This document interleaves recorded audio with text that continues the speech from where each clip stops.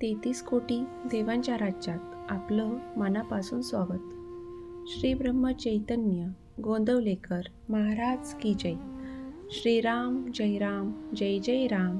श्रीराम जय राम जय जय राम. प्रवचन 3 जानेवारी. नाम कुठवर घ्यावे? नाम कुठवर घ्यावे? आपला श्वासोच्छवास चालू आहे किंवा स्वतःची स्मृती आहे तिथपर्यंत नाम घ्यावे.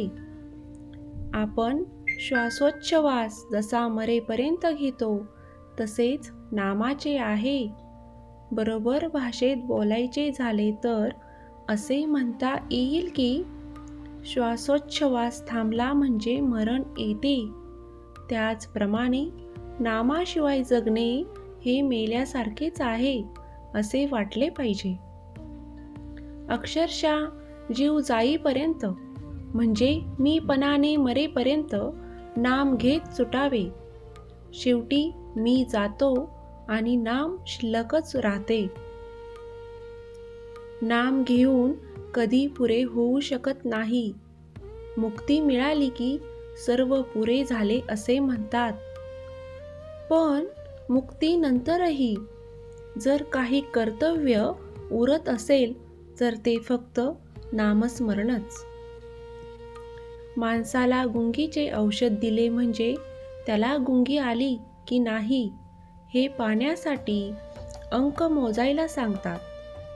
अंक मोजता मोजता तो थांबला की तो देह भानावर नाही असे ठरते. तसे नाम घेता घेता मी नाम घेतो हेही स्मरण राहत नाही तेव्हाच त्या नामात रंगून गेलेल्या माणसाचे पर्यवसान एकांतात होते. एकांत म्हणजे नाम घेणारा मी एक ह्या एकाचाही अंत होणे, म्हणजेच देहबुद्धीचा विसर पडणे, देहबुद्धीच्या पलीकडे जाणे. नाम घेता घेता अशी स्थिती प्राप्त झाली म्हणजे त्याचे चित्त भगवंताकडे आहे की नाही असा प्रश्न करायला वावच कुठे राहतो. निद्रा नाशाचा रोग झाला तर झोप लागेपर्यंत झोपेचे औषध आपण घेतो. तसे आपल्याला स्वाभाविक समाधान मिळेपर्यंत आपण नाम घेतले पाहिजे. नाम उपाधिरहित असल्याने आपणही उपाधिरहित झाल्याशिवाय नामाचे प्रेम आपल्याला येणार नाही. नामाने आनंदमय अशा भगवंताचे सानिध्य लाभून त्याची कृपा व्हायला वेळ लागत नाही.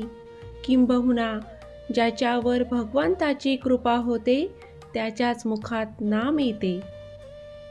नाम जपाची संख्या नोंद करून ठेवावी का? अमुक एक संख्येपर्यंत जप करण्याचा संकल्प असेल किंवा रोजचा काही कमीत कमी जप करण्याचे ठरविले असेल तर जप संख्येची नोंद करून ठेवणे जरूर आहे.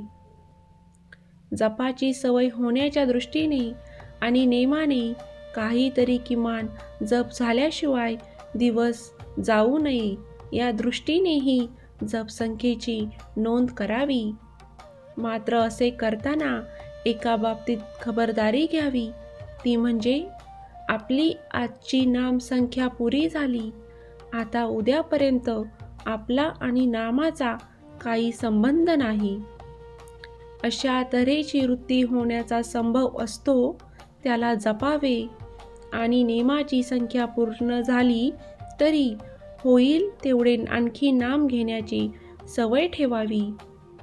साध्या माणसाने विशेष खोलात न शिरता सांगितल्याप्रमाणे नाम घ्यावे.